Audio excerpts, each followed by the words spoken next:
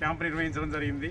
దానిలో గుండెకు సంబంధించినటువంటి పరీక్షలు, రక్త పరీక్షలు, అట్లాగే బీపీ, షుగరు, ఈసీజీ పరీక్షలు నిర్వహించి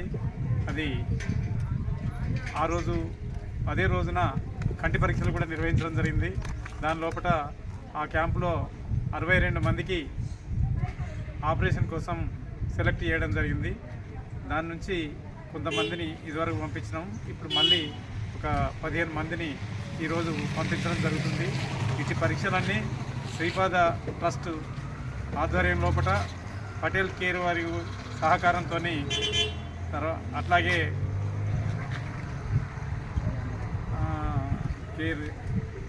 మెడికేర్ వల్ల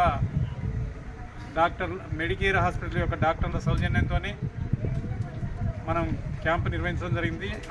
అదే క్యాంపుకు సంబంధించినటువంటి కంటి పరీక్షలు చెందినటువంటి వాళ్ళను ఈరోజు చలమేడానందరావు హాస్పిటల్కి పంపించడం జరుగుతుంది. అక్కడ ఉచిత ఆపరేషన్లు, ఉచిత అద్దాలు వేయడం, అట్లాగే ఉచిత భోజన సదుపాయాలు కూడా కల్పించడం జరుగుతుంది. కాబట్టి ఇటు సౌకర్యం కల్పించినటువంటి శ్రీపాద ట్రస్ట్ వారికి మరియు చలమేడానందరావు పటేల్ కేర్,